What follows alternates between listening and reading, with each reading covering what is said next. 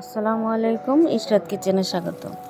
আজ আমি নিয়ে এলাম নতুন আরেকটি রেসিপি নিয়ে, পালং শাক দিয়ে চিংড়ি মাছ।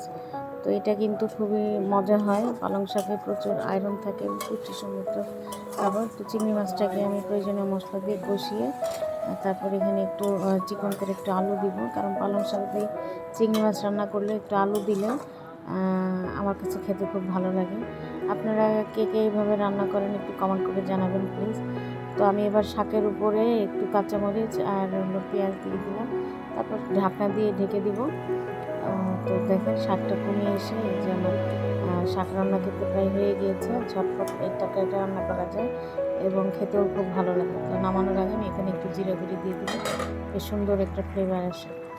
তো আপনারা ভালো থাকবেন, আমার চ্যানেলের পাশেই থাকবেন, আমার জন্য দোয়া করবেন এবং আমার চ্যানেলটাকে লাইক, কমেন্ট এবং সাবস্ক্রাইব করবেন। সবাই সুস্থ থাকবেন। আসসালামু আলাইকুম।